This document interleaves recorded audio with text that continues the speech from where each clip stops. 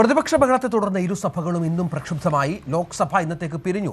മനു ഭരത് വിവരങ്ങളുമായി ചേരും. മനു, ഇതിപ്പോൾ പ്രതിപക്ഷത്തിന് വഴങ്ങേണ്ടി വരുന്നു സർക്കാരിന് എന്നാണ് മനസ്സിലാക്കേണ്ടത്. തുടർച്ചയായ ദിവസങ്ങളിൽ പാർലമെന്റ് സ്തംഭനമുണ്ടായിരുന്നു.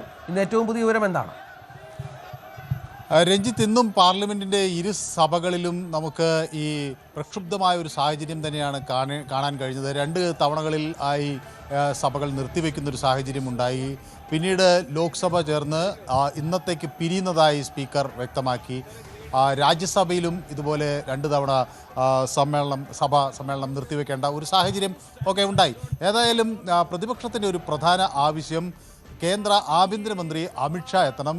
ജൂൺ 20-ന് ഡൽഹി പ്രക്ഷോഭവുമായി ബന്ധപ്പെട്ട് വിദ്യാർത്ഥികൾക്ക് നേരെ ഉണ്ടായിരുന്ന പോലീസ് അതിക്രമത്തിൽ ഒരു പ്രസ്താവന, അത് സംബന്ധിച്ചുള്ള വിശദീകരണം നൽകണം എന്നൊരു നിലപാടാണ് പ്രതിപക്ഷം ആവശ്യപ്പെടുന്നത്. ആ നിലപാട് മുന്നോട്ട് വെച്ചുകൊണ്ടാണ് ഇരു സഭകളിലും പ്രക്ഷോഭവും സംഘടിപ്പിക്കുന്നത്. അപ്പോൾ ഈ ഘട്ടത്തിലാണ് കേന്ദ്ര പാർലമെൻ്ററി കാര്യമന്ത്രി കിരൺ റിജിജു ഒരു കാര്യം വ്യക്തമാക്കുന്നത്. ഇതിൽ ഒരു പൂർണ്ണ തരത്തിലുള്ള ഒരു ചർച്ചയ്ക്ക് സർക്കാർ തയ്യാറാണ്. അമിത്ഷാ പ്രസ്താവന നടത്താൻ തയ്യാറാണ്. പക്ഷേ അത് കേൾക്കാൻ പ്രതിപക്ഷം ആകണം. അല്ലാതെ ഈ സഭയ്ക്കകത്ത് ഇത്തരത്തിൽ ബഹളം ഉണ്ടാക്കുന്നത് കൊണ്ട് കാര്യമില്ല. സഭാവേദി ഇത്തരം ചർച്ചകൾക്ക് ഫലപ്രദമായ ആശയവിനിമയത്തിന് ഒക്കെ ഉപയോഗിക്കണം എന്നൊരു നിലപാടാണ്. സ്പീക്കർ ഓം ബിർളയും ഇന്ന് വൈകാരികമായ ഒരു പ്രതികരണമാണ് നടത്തിയത്. സഭയിൽ എത്തുമ്പോൾ അവിടെ ആ സഭാവേദി കാര്യക്ഷമമായ ചർച്ചകൾക്കും ക്രിയാത്മകമായ പ്രവർത്തനങ്ങൾക്കുമായി ഉപയോഗിക്കണം. ബഹളമുണ്ടാക്കി സഭാ നടപടികൾ തടസ്സപ്പെടുത്തുന്നത് ജനാധിപത്യ മര്യാദയുടെ ഭാഗമല്ല എന്ന തരത്തിലുള്ള പ്രതികരണമാണ് സ്പീക്കറിൽ നിന്നും ഉണ്ടായത്. അപ്പോൾ പ്രതിപക്ഷം ആവശ്യപ്പെടുന്നത് ആഭ്യന്തരമന്ത്രിയും പ്രധാനമന്ത്രിയും ഒന്നും സഭയിലേക്ക് വരുന്നില്ല, കാര്യങ്ങൾ സഭയിൽ വിശദീകരിക്കുന്നില്ല എന്നതാണ്.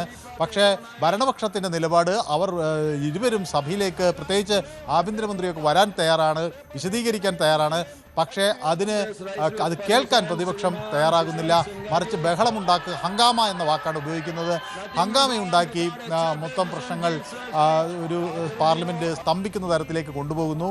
അത് ഒഴിവാക്കി ചർച്ചകൾക്ക് തയ്യാറാകണം എന്ന് ഭരണപക്ഷവും ആവശ്യപ്പെടുന്നു. ഏതായാലും അമിത്ഷാ എന്നാണ് വന്ന് ഇത് സംബന്ധിച്ച ഒരു പ്രതികരണം നടത്തുക എന്നതാണ് ഇപ്പോൾ എല്ലാവരും ഉറ്റുനോക്കുന്നത്.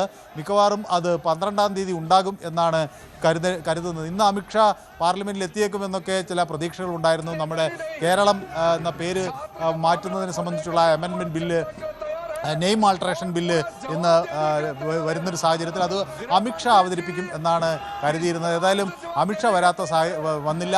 മറിച്ച് ആഭ്യന്തര സഹമന്ത്രി നിത്യാനന്ദ റായാണ് ബിൽ അവതരിപ്പിച്ചത്. അപ്പോൾ ഏതായാലും ഈ പാർലമെൻറ്റിൻ്റെ വർഷകാല സമ്മേളനം അതിൻ്റെ അവസാന പാദത്തിലേക്ക് നീങ്ങുമ്പോൾ ഇതിൻ്റെ അവസാന ദിവസങ്ങളിൽ അമിത്ഷാ എത്തും എന്ന് തന്നെയാണ് ഇപ്പോൾ സർക്കാർ നൽകുന്ന സൂചന. അതാണ് സാഹചര്യം. കൂടുതൽ വാർത്തകൾക്ക് news 18 Keralam YouTube channel subscribe ചെയ്യുക.